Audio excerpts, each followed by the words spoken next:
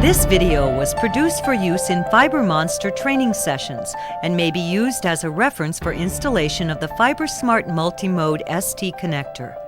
It will familiarize you with the steps and procedures for terminating fiber and can be used as a supplement to the printed instructions. At first, terminating fiber may seem like a frustrating process. This video will help simplify the process and allow you to feel more comfortable with your ability to terminate fiber. Each packaged Pass & Seymour FiberSmart ST connector includes all the components shown here. Also included in the package is a cable strip length chart for you to use when prepping the cable.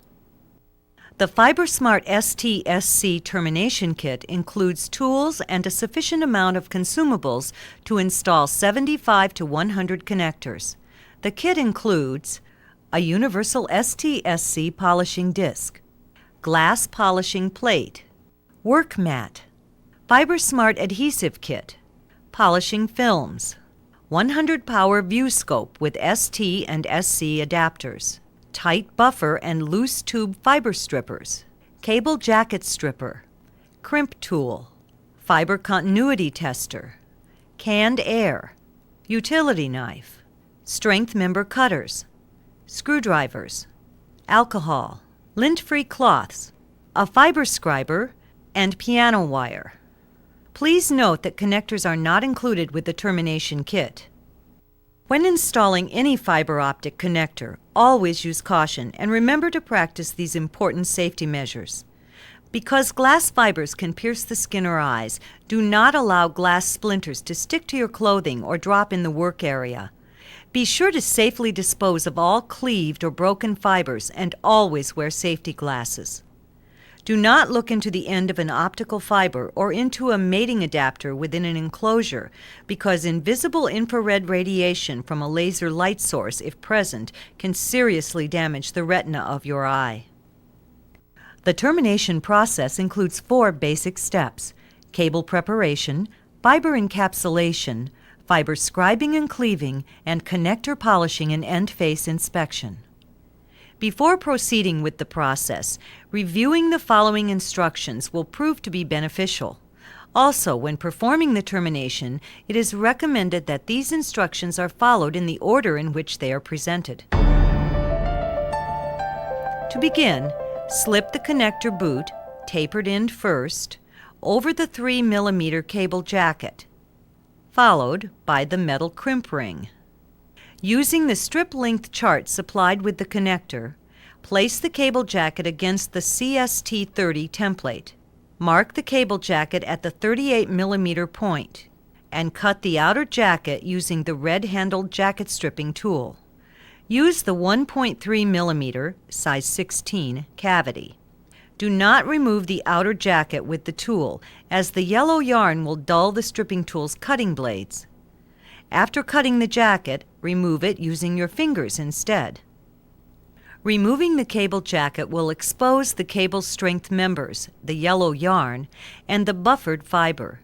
By blowing gently on the buffered fiber and the yarn, you will be able to separate and gather the yarn from the buffered fiber.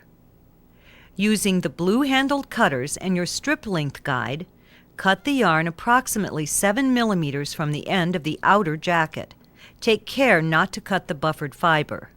Removing the buffer coating from the fiber is done with the red-handled no-nick fiber strippers.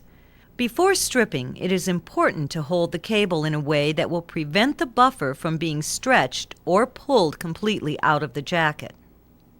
Grasp the buffered fiber and yarn with your thumb and forefinger, and then wind the cable jacket between the rest of your fingers. Squeezing with your fingers will clamp the buffered fiber within the cable jacket. Holding the stripping tool with the writing up, insert the buffered fiber between the pointed alignment teeth. Squeeze the handles and strip the buffer in the direction of the arrow in 5 mm increments using a slow, steady motion until 15 mm of fiber is exposed. While stripping, it is important to keep the tool perpendicular to the fiber. Should you need them, additional no-nick instructions can be found in the termination kit. Practice is recommended if you are inexperienced in fiber buffer removal. If the fiber breaks during stripping, check for debris in the tool.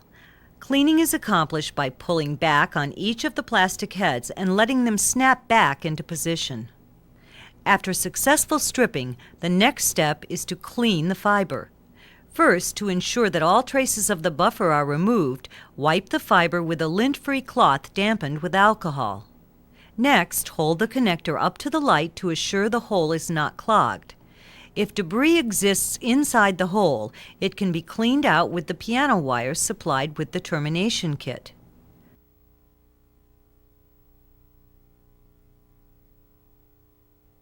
Dry feed the connector onto the fiber to verify a smooth insertion and favorable fit. Note that while the experienced installer may skip this dry feeding step when terminating multi-mode fiber, it is strongly recommended that this is completed when doing single-mode terminations. The next step in the process is encapsulating the fiber. Encapsulating secures the fiber inside the ferrule. It is important that the encapsulation occurs quickly once the buffer is removed because moisture and dust in the air can reduce the fiber's mechanical strength. To prepare the adhesive, first vigorously shake the bottle. Then remove the cap from the dispenser and install a dispensing tip on the adhesive dispenser. Insert the dispensing tip into the back of the connector and firmly push the connector down onto the tip. This will assure that the dispensing tip is making a tight seal inside the connector. Then tilt the dispenser and squeeze, injecting the adhesive into the connector body until a small bead of adhesive is visible on the ferrule end face.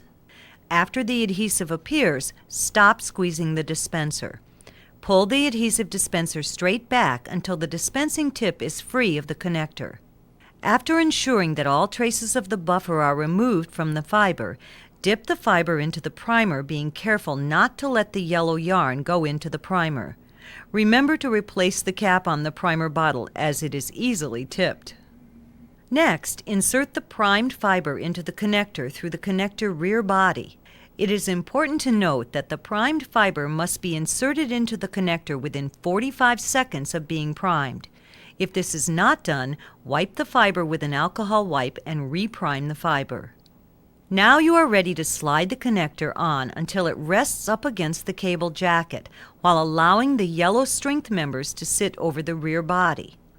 If resistance is met while inserting the connector, slowly rotate the connector until the fiber slides through.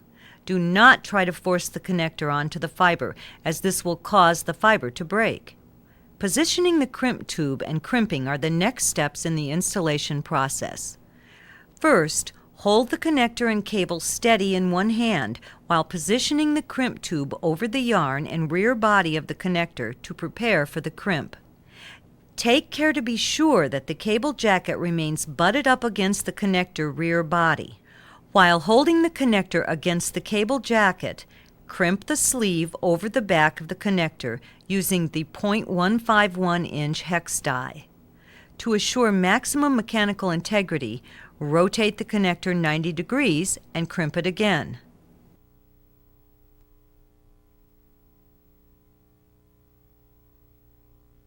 Using the 0.128-inch hex die, perform another crimp where the cable jacket and crimp sleeve meet. Take care to avoid pinching or crushing the cable jacket during this operation. If during the crimping operation you think the cable is going to be pinched, the crimp tool can be unlocked by simply depressing the lever, which is located near the top portion of the handle, with a screwdriver. Be careful not to break the exposed fiber while crimping and sliding the boot into position.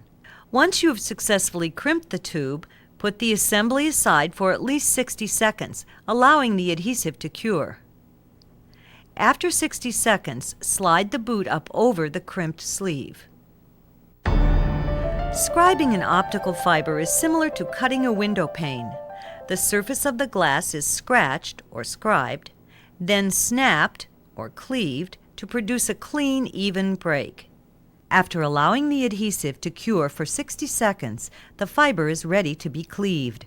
Simply hold the connector steady in one hand, and with the other hand hold the fiber scriber at about a 30-degree angle to the end of the connector.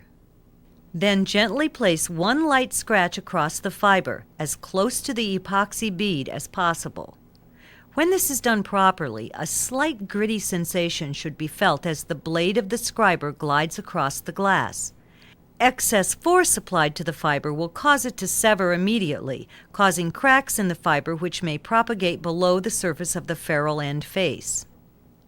Note that it is important to protect the blade of the scriber, as a worn or chipped blade will not allow the fiber to be scribed properly and may in fact even break the fiber during the scribing process. After scribing, grasp the fiber between the thumb and forefinger tips and gently pull in a straight motion parallel to the fiber axis. When scribed properly, the fiber will part sharply at the scribe point, producing a clean, even cleave.